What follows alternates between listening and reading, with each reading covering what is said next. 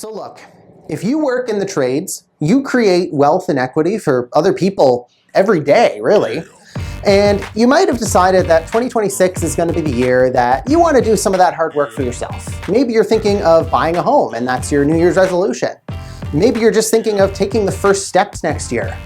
Well, look, I'm going to talk about something called sweat equity in this video, and why people who work in the trades have a little bit of a distinct advantage over us spoiled white-collar types who don't really know how to pick up a drill or use a hammer.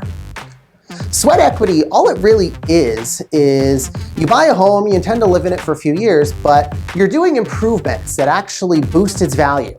It could be as simple as a paint job, really, but it can also be pretty complex. It could be adding an accessory unit, especially if you're somebody into carpentry and you know how to do all that stuff. Maybe it's fixing the electrical, you're an electrician and you buy a house that needs some updates. There's a lot of different possibilities when it comes to building sweat equity.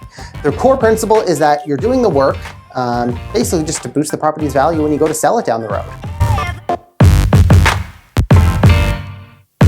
So the best example of sweat equity that you're gonna really see on TV is probably flipping. It's when people buy a house and renovate it to sell it for a profit later on. It's usually done fairly quickly.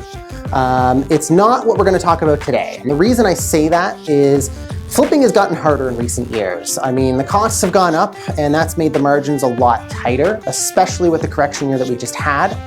So people are definitely moving away from that and more into a multi-unit approach.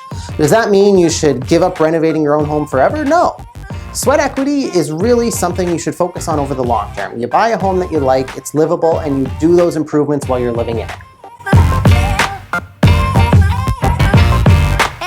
So look, step one is probably going to be finding the right realtor. You probably want somebody who knows a little bit about what adds value to a property, what the current market conditions are, and might have some predictions about what's going on in the future. Hi, my name is Braden Popovich. I'm a realtor with RE/MAX Niagara. If you have a real estate dream, let's get it done. Yeah, true. You're already here and you probably already know that.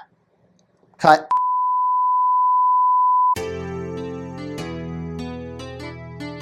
Okay, look, the next step is getting pre-approved. Yeah, it's tedious, it's boring, it's stressful, nobody likes talking about money.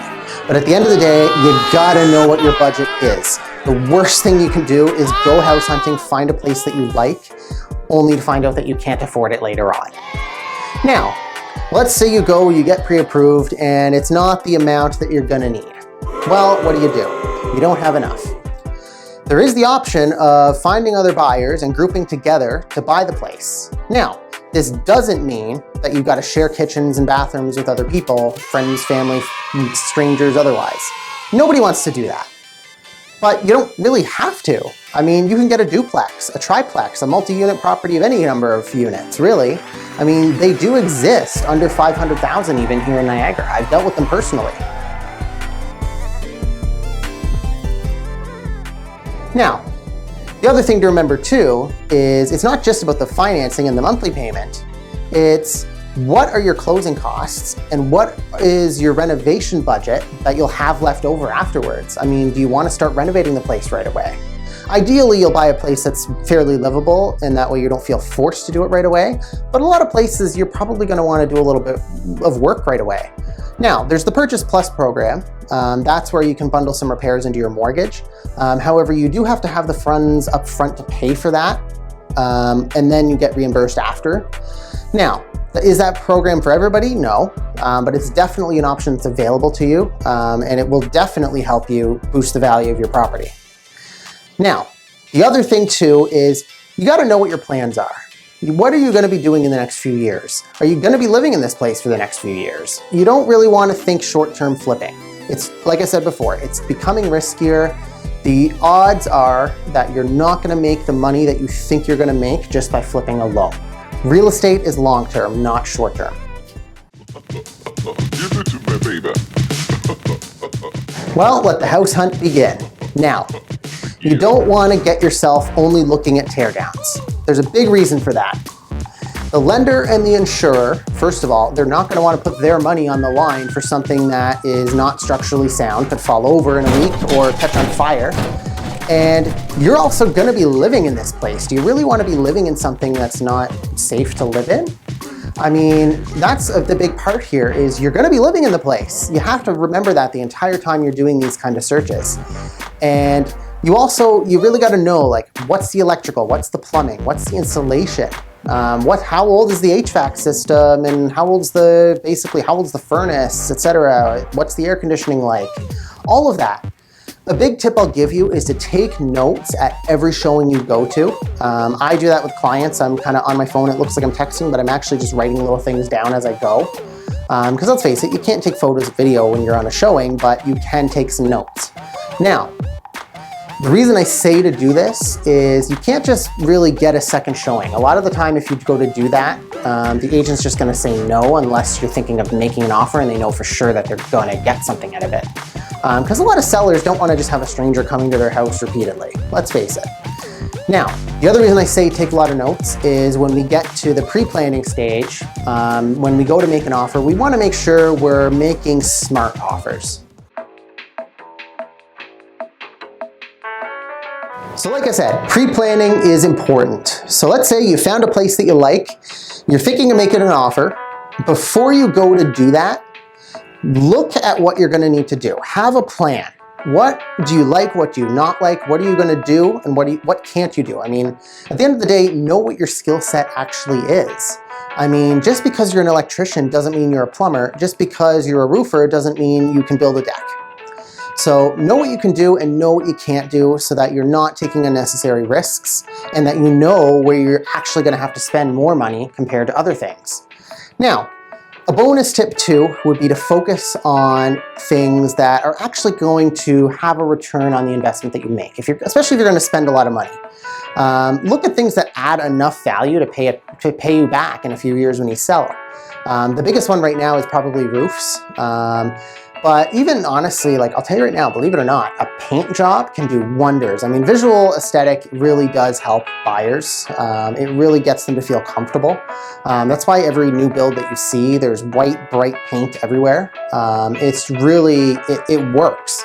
Now, the other thing too is you gotta make sure, like I said, that it's gonna be livable in its current state when you move in. Like I said, Purchase Plus is a thing. You can have some renovations done as part of the mortgage. Yes, you got to pay up front for that and then get reimbursed after. But the reality is, look at something that you don't have to do too much to just to make it feel comfortable. Because again, you and your family are probably going to be living in there. The other thing too is have a plan for when you go to do the renovations. Know where you're going to go to the bathroom while you're renovating the bathroom. Luckily, a lot of detached homes are going to have more than one bathroom. But the other thing too is know what you're gonna cook, know where you're gonna sleep as you renovate all those spaces. This is where you start planning those things. A lot of people wait until they get the place and then it's like, oh, where am I gonna eat? And their lives just get completely upended while they do all of this. Having a plan ahead of time will save you so much stress because believe me when I say it, renovations are stressful. So look, every offer should have an inspection condition. Seriously. Every offer, every time, everywhere, every place, every time. Make sure your offers are conditional upon a good inspection. Even if you think you could fix something that came up yourself, well, let's face it, sometimes those things can surprise you with a very large bill. Now, the other thing too is that home inspection is going to give you a good list of all the things that you should probably be focused on fixing first before you go doing anything aesthetic. And on top of that too, like you're spending $500 to save yourself the risk of spending $500,000 plus renovations on top of that, buying something that might actually have a serious risk. So like seriously, do the inspection condition. It's a great way to make sure that you can get out of that offer if you find something serious that you didn't know about before. Well, now the fun begins. It's move-in time. So one big thing is you're probably gonna wanna take some time when you move in just to relax. I mean, let's face it, buying a house is stressful. Now, the other thing too is work-life balance, it's important, and burnout is a real thing. I mean, let's face it. Now, the other thing too is you gotta remember, like as you're doing these improvements, It's a long-term thing. This is why I say make sure the place is livable right away. Do the renovations as you can. And in a few years, all of that hard work, all of the money that you have put into this place is gonna pay off. You're building equity, you're building sweat equity as you go. But because you can actually do some of the work yourself rather than having to hire all these different specialists, you have been actually making more than somebody who has to hire somebody to do everything. You're at a distinct advantage. Remember that. Take advantage of that, and you will succeed when it comes to building sweat equity in real estate.